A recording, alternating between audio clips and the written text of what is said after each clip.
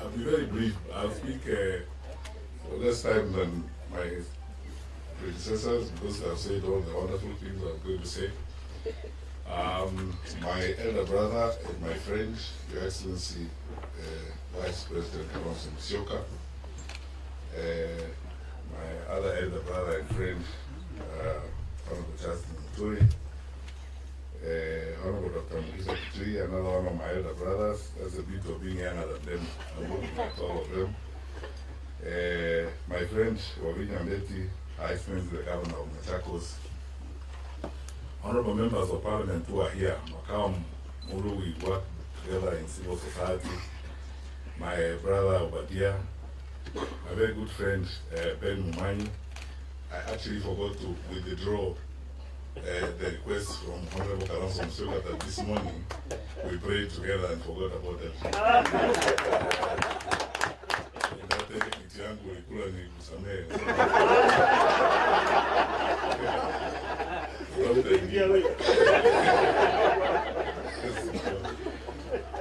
And all of you wonderful people. First of all, thank you so much, Your Excellency, for inviting us. The reason I already accepted when you asked me whether I would come for this lunch is because I'm determined, and I'm going to say it here, I'm determined, like all reasonable people, to start speaking against the nonsense that goes on around.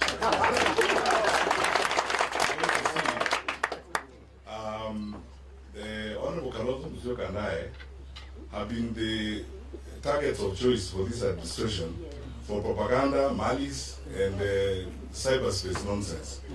You know, what they do is, and I keep saying all the time, I actually wish they spent as much time on the right things, or even the money they are spending, paying bloggers and all that to, you know, politic and lie about us and create things about us. Why don't they give that money to school so that we can actually continue free education? So that every day, my brother Omingo Magara, who's here, and I will just keep asking ourselves the question, how bad can it be? But look, let me pause there and say this. Listening to Honorable Justin Muturi speak, and then, by the way, this is, for me, this is my best possible audience I would talk to. This is my ultimate comfort zone. This is where I belong. Some of you, my colleagues, you are here from the university. You know, we taught together at the University of Nairobi. I think I probably am still a member of the senior common room at the University of Nairobi. And you know, and you wonderful students, you know, the source of our inspiration and satisfaction all the time. And therefore, this is the place where I would speak to you candidly, straightforwardly, without drama and innuendo, and tell you things as they are, because here, logic and reason rules. Because, and so I start by saying this. 3 points I'll make. Listening to what Honorable Justin Muturi said this afternoon, I keep asking myself this question I have wondered all along. After the elections in 2022, what is wrong with us as a people? Because I remember I went to a conference of bishops in Westlands when I was cabinet secretary for Interior, and a bishop challenged me about money and said, you know, these wonderful people in one party are going around promising everybody billions, Mamamboga billions. Where have you taken the money? And I told them then, as all of you have proved today, that that is a lie. These people are lying to you. There's nothing they're telling you that's truthful. They're telling you things they think you would like to hear and vote for them. And I can almost swear to you, they will not fulfill any of those things they're telling you. They're just lying to you. These guys are just liars. That's how I coined the outbreak of lies after the COVID-19 outbreak. The campaign was characterized by an outbreak of lies, you know, people running around the country lying. And you can see yourselves that we have started season 2. They have started season 2 of those lies. You know, they're flying around the country, they're telling people about empowerment. I mean, what do 64 shillings do to anybody? Or 100 shillings? Now they are bamboozling villagers, you know, with helicopters and so on. You know, you're smart people. I mean, you more than anyone else as educated people who have engaged in research, who analyze information. Please, wonderful people, there are people who lost their lives fighting for the independence of this country. What we are being asked to do is nothing compared to what some of our forefathers have done. the sacrifices people have made to get Kenya to where it is. There are other people. I mean, I'll be honest with you, and then let's say things the way they are. There are people, including Muzeraila himself, who have gone to detention, and other people suffering for this country to get us to where we are today. And many of those people, I cannot name today, who went to detention, suffered, getting us to where we are today. What we are being asked today is to make the right decision for Kenya. And the right decision for Kenya is that our good friends in the administration have clearly failed to manage the country. You don't even need a PhD, it's not rocket science. You can see clearly they cannot manage the country. And in place of, because governments, if you are an incumbent government, you run on your record. Because what they should be trumpeting now is their record, saying, please, we need more time so that we can complete this. You can't ask for more time to do nothing. Because you have done nothing, you're asking for more time to do more nothing. That is what this is all about. And for you guys who are here, wherever you go, the challenge we have, and that's why I would like to be very direct on this matter, the challenge we have is to talk to fellow Kenyans. Forget about this business of the tribes and regions, I don't know whose turn it is and so on. Look, we are facing a real danger as a country. Look at, I can speak to you as a former Minister of Security. Look at what's going on in Madera. How? An independent country like this that's supposed to have an infrastructure in place and so on. What is that going on there? Look at what's going on in our cities and so on and so forth. The rate of crime going up, every day and so on. And if you doubt me, talk to people in the security sector in the country. They tell you their woes and their challenges. People talk to us. People are even going to whatever extent to look for private opportunities to speak to us. Their woes and their cries and the challenges they're facing, how they're facing all these problems. So I want to ask you this question. Surely, you're all intelligent people. We're all intelligent people as we're here.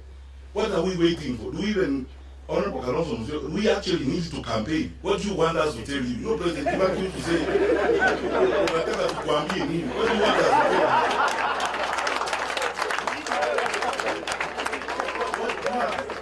do you want us to tell you? Honestly, that describe what you can see what is going on in the country, and then you see all these dramas that are going on. Because the character of people who cannot deliver is clear. They will dramatize everything. They spend all their time on nonsense and the things that they lie. They use excuses every day and so on and so forth. I was in the US when I saw a letter. They have choreographed a letter purportedly from the chairman of the AU addressed to the head of state here to nominate or appoint Kalonzo Musyoka to go and do something in Western. It takes time to pay people to spend time on that kind of nonsense. For a country that is supposed to be going forward, that's what they are spending time on now. If you look at the amount of money they are spending, those of you who come from Kisi, you know this. 2 months alone, the deputy president and some group of people have gone there 9 times. I record 9 times, supposedly for empowerment. 100 shillings, 64 shillings. Answering villagers, we are empowering you, and so on. By the way, you don't even need a meeting. When you work, you don't need a meeting. Your work will speak for itself. Your work will speak for itself. In fact, you will not even need to ask people to elect you. People themselves will be saying, let's give these guys another term.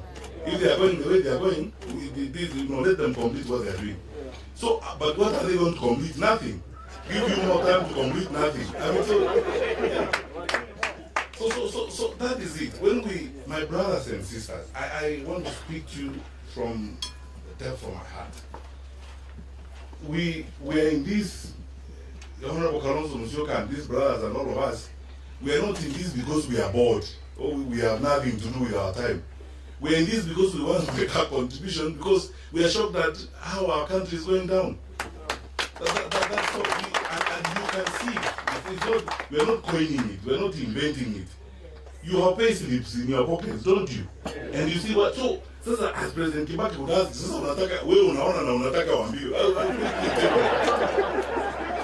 what do you expect from us to tell you?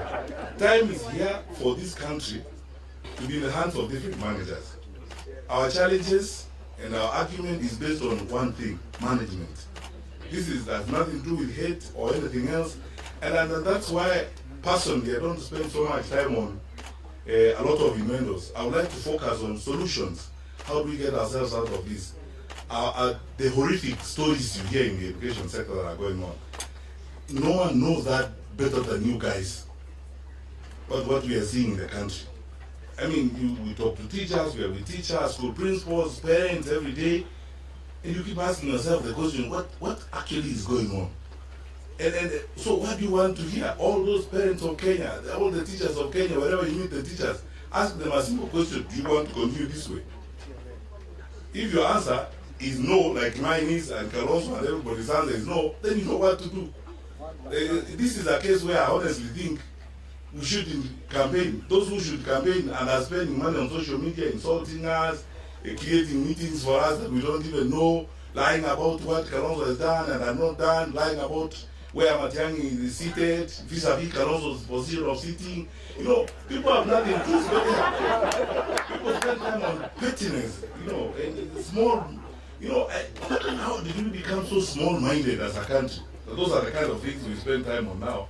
And now we are being told about those. Let's go forward and build our country. We have a duty to build our country. And here is my ask of you, wonderful people. For us, as leaders who are meeting the opposition and those that we will meet as we continue, I've said several times before, we are betting on our differences. You will lose your bet for sure, because we are not going to disagree. All that propaganda, all those stories you hear people going every day and so, they intended to either annoy Kalonzo or annoy me or annoy Kalonzo's supporters or annoy my supporters or do something. Or, I don't know who's annoyed. How do you know? I mean, you are not God. How do you know who's annoyed? Peddling lies, and so on. We are determined to make our contribution and make the ultimate sacrifice about how we will save this country and redeem or save this country from the hands of these people. People advise me these days that because I'm saying I'm aspiring for the president, I should change my language a little bit. Because I would say some stronger things. Because some of the things you see are shocking. Because how a country of our size. And Kenya, we have everything going for our country. You guys know this more than anything else. I was in the education sector. We have a very educated population. Very patriotic people who love their country. Kenyans are very hard-working people. They really want to do good for their country. All they need is trustworthy leadership. You mean what you say what you mean. It's long since we had a government that you could trust. That's all that Kenyans are asking. And because they can't be trusted, we're telling you, trust us. We'll give you our word and trust us. And we will level with you. When it's not going to happen, we will tell you it's not going to happen. We will not lie, not verge or hide or hibernate or tell you stories in place of work. And we will not come to you and begin to lie and pretend about things, Listen very carefully. There must be linguists in this audience. Students of linguistics and researchers. I want you to listen to the language of this administration when their leaders speak. It's called street corn language, where they say,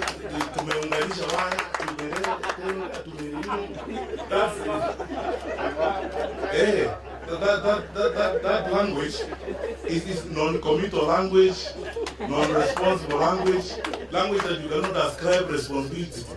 Very evasive language.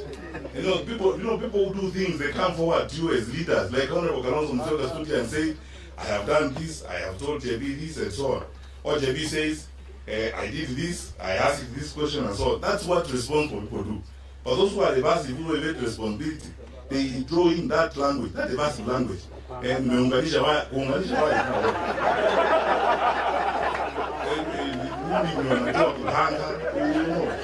the way they behave and so on.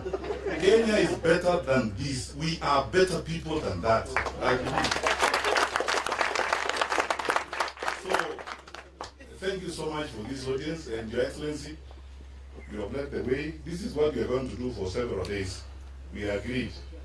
A consensus building, having small group meetings like we are having here today, talking to you, and listening to you, getting ideas from you. Dr. Moyo, thank you for the sermon. We will surround ourselves with you, smart people, advising us on what we need to do. And we will do this until that time when we get to a point and say which one of us is going to be the captain to lead the team for transformation. And we will continue to work together. And you, our friends, because you have nothing to run on, you have nothing to defend. It's only propaganda you can do. Please carry on, because in any case you must find something to do. So if that's what you're found to do, carry on with it. As we carry on with the plan we want to build and the platform we would like to build to move our country to the next level. And we will soldier on as leaders outside of government. And finally, my brothers and sisters, I say this every time I have an opportunity to talk to Kenyans. We are stronger, and there's nothing wrong with our country. I mean, this is a wonderful country. It's our only home on earth. God has been kind and gracious to us and gifted us a wonderful country. Let's take care of it. The challenges we have, the momentary challenges in our leadership, are not our destiny. You know, that language, those kind of lies. You know what Dr. Kitili was asking here? You university professors are researchers. You know, when a guy tells you that there are 500 or so health units in a particular place, and you know the population of the place, we were actually working the math in the morning together, and we were saying it must mean that every 5 or 10 households in that area has got a clinic. Is that possible? Yani kwanza sisi ni wajinga wa wapi? You know, I mean, do they expect that we will believe that? You know, so you know, please let us not accept these intellectual insults and this abuse we are getting as a people. Let us stand up, crank ourselves up, dust ourselves together, move forward, vote these fellows out, and form a government that will take care of the next level. And demonstrate our seriousness as a country. We are a serious country. We cannot be managed like this. We are serious people. How can we accept to be managed like this? And then we have capacity to manage ourselves better. So, my part in short, Honorable Kalonzo Musyoka, is this to every one of us who are seated here. I want to ask you, please, prepare to do a good thing. You know, in life and in the history of your country, you do a good thing when you improve your country's welfare. And now, as we are moving forward to the elections, please prepare to do a good thing. And the good thing can't be returning these people. So you know what the good thing is. And you educated people. Yani kama tuko namna hii vile tulivyo baada ya miaka 3. Another 5 years of these people, do you think you'll have a country? Takuwa hata umeuzwa wewe mwenyewe unapita kazi. God bless you, my friend.